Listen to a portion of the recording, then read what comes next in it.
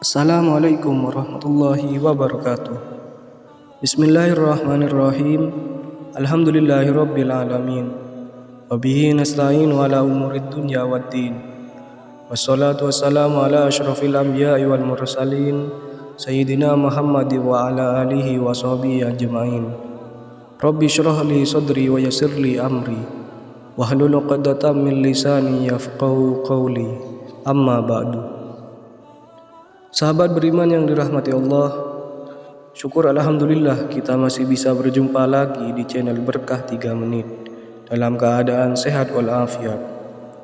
Besar harapan dan doa saya semoga sahabat semua selalu diberikan kesehatan, dimurahkan rezekinya dan dipanjangkan umurnya. Amin ya rabbal alamin. Sahabat beriman yang dirahmati Allah, semakin berjalannya waktu, semakin banyak penyalahgunaan yang terjadi dalam berbagai bidang. Parahnya lagi, dengan alasan yang hanya mengikuti tren. Oleh sebab itu, kita sebagai umat muslim harus mempelajari lebih dalam lagi mengenai Islam, teruntuk dalam mengatur kehidupan,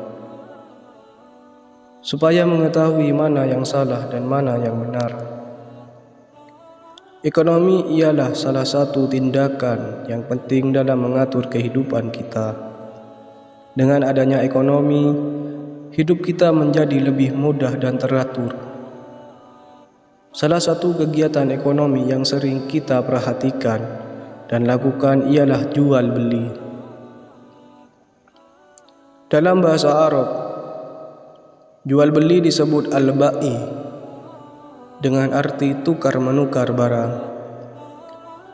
Menurut Imam Syafi'i, jual beli merupakan pertukaran harta benda dengan benda lain, dapat dikelola dan disertai dengan ijab kabul sesuai dengan syariat.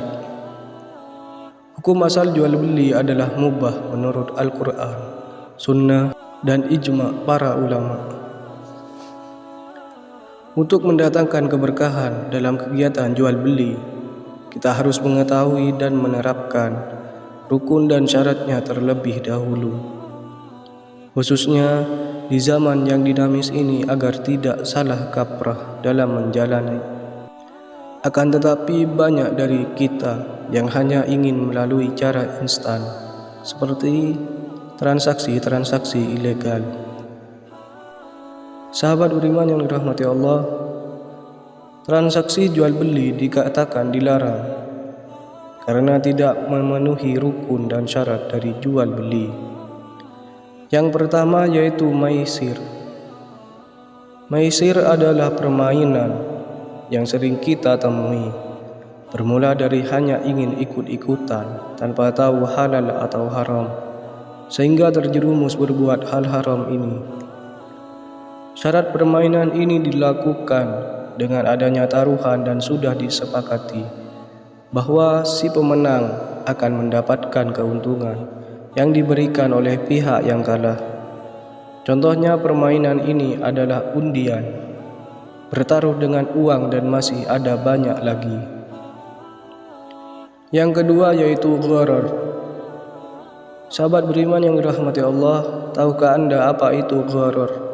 Gharar merupakan salah satu transaksi yang sering terjadi, tapi banyak yang tidak sadar dan mengetahuinya. Gharar disebut transaksi tidak jelas karena si pembeli tidak mengetahui keadaan dan fisik dari barang yang dia beli. Begitu pula dengan di penjual sendiri. Transaksi ini harus dihindari karena dapat merugikan satu pihak. Contohnya tidak jauh dari kehidupan kita, sekitar kita, yaitu menjual buah-buahan yang masih di pohonnya. Yang ketiga yaitu tadlis. Tadlis adalah jual beli yang menyembunyikan identitas suatu barang terhadap si pembeli. Dengan itu, si penjual mendapatkan keuntungan lebih karena merugikan pihak pembeli. Salah satu contohnya ialah mengurangi takaran timbangan dari suatu barang yang dia jual. Misalnya, kamu sebagai seorang pembeli buah jeruk, kamu ingin membeli jeruk sebanyak 1 kilo, karena tujuan si penjual adalah mencari keuntungan, maka dia mengurangi takaran jeruk di bawah 1 kilo dalam keadaan kamu tidak sadar. Dari situlah terjadi transaksi haram yang disebut tadlis. Yang keempat yaitu riba.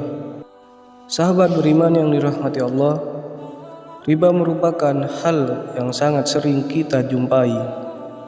Banyak yang telah mengetahuinya tetapi tetap dilakukan. Dan Allah telah mengharamkan riba. Quran Surah Al-Baqarah ayat 275. Sudah jelas bukan? Allah Subhanahu wa Ta'ala sangatlah mengharamkan riba. Diharamkan karena akan terjadi hal yang tidak diinginkan, seperti mengalami keburukan dan kerugian terhadap pihak lainnya. Riba juga membawa kita ke dalam dosa besar. Contohnya, ketika kamu meminjam uang kepada teman, tapi temanmu memberimu syarat. Dengan syarat, ketika membayarnya kamu diharuskan untuk membayar 2 kali lipat dari yang kamu pinjam. Yang kelima yaitu ghabn. Ghabn adalah transaksi yang dilakukan penjual dengan menaikkan harga objek di atas harga pasaran tanpa diketahui oleh pembeli. Caranya dengan membujuk pembeli.